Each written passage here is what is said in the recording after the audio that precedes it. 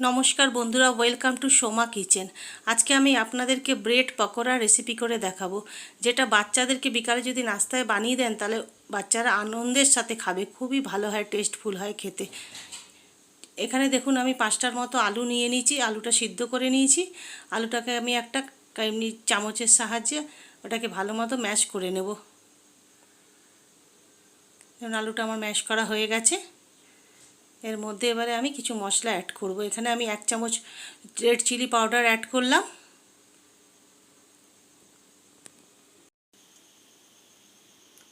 এর মধ্যে দেখুন আমি 1 চামচ গরম মশলা পাউডার অ্যাড করে দিলাম, 1 চামচ আমচুর পাউডার অ্যাড করলাম।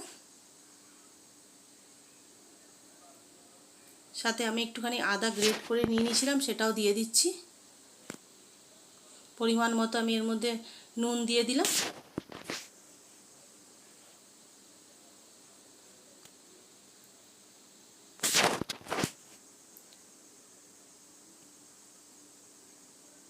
এর মধ্যে একটুখানি আমি জোয়ানও অ্যাড করে দিয়েছি, একটু ধনে পাতা দিয়ে দিলাম।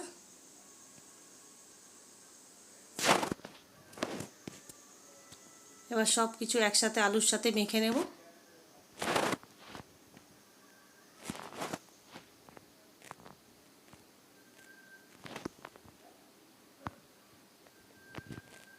দেখুন আলুটা আমার ভালোভাবে মাখা হয়ে গেছে।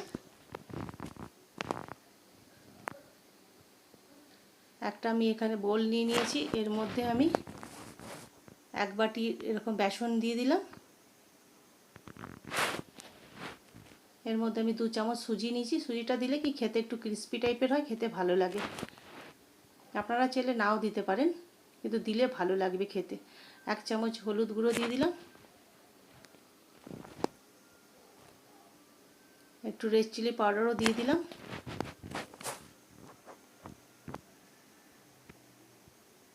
নুন দিয়ে দেবো একটুখানি এর মধ্যে পরিমাণ মতো। সব উপকরণগুলো মিশিয়ে নেব আমি।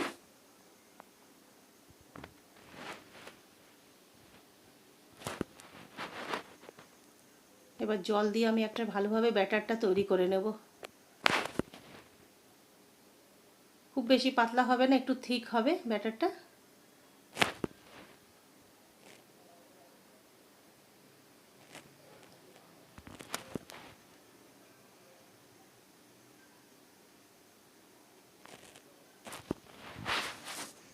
ভালো মতো মিশিয়ে নেব সব।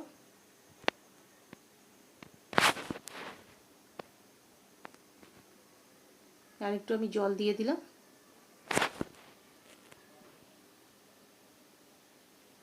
দেখুন আমার এটা ভালো মতো জল দিয়ে মেশানো হয়ে গেছে। দেখুন এরকম টাইপের থাকবে থিকনেসটা। এবার একটা আমি 4টে ব্রেড নিয়ে নিয়েছি।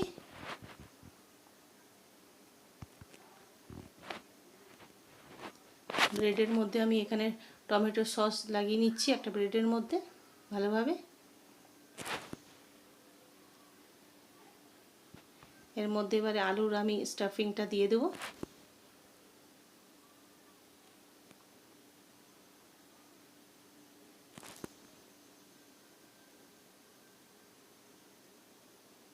ভালো মতোভাবে চারপাশে দিয়ে দেবো আলুটাকে। তার উপরে আরেকটা ব্রেডের স্লাইস আমি রেখে দিলাম। এইভাবে আরেকটা ব্রেডও আমি এরকমভাবেই বানিয়ে নেব। এবার দেখুন এবার মাঝখান থেকে আমি এটা কেটে নিচ্ছি ব্রেডটাকে। 4 টুকরো আমি করে নেব এটা।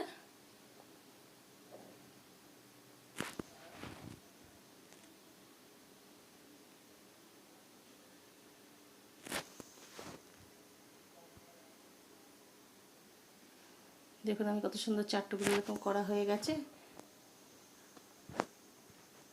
এবার গ্যাসে আমি কড়াই বসিয়ে দিয়েছি, এর মধ্যে আমি তেল দিয়ে দিচ্ছি, রিফাইন অয়েল।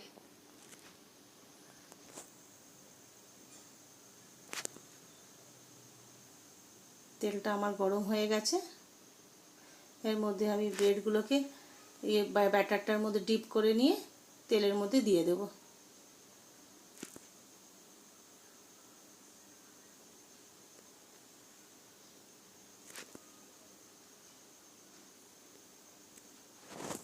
একটা একটা করে তেলের মধ্যে সব দিয়ে দেবো।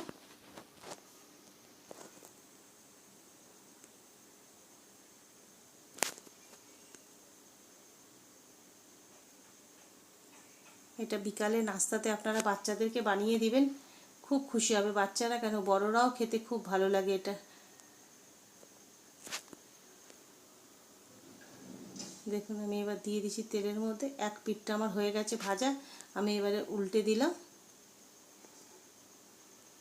উল্টে একটু লাল লাল করে হালকা আমি ভেজে নেব। দেখুন আমার সুন্দরভাবে ভাজা হয়ে গেছে, কালারটা কত সুন্দর হয়ে এসছে। এবার আমি এগুলোকে উঠিয়ে নেব। এরপরে আমি বাকিগুলো আমি এইভাবেই ভেজে নেব। আপনাদের যদি এই ব্রেড পকোড়া রেসিপিটা যদি ভালো লেগে থাকে তাহলে আপনারা লাইক করবেন, শেয়ার করবেন, সাবস্ক্রাইব করবেন।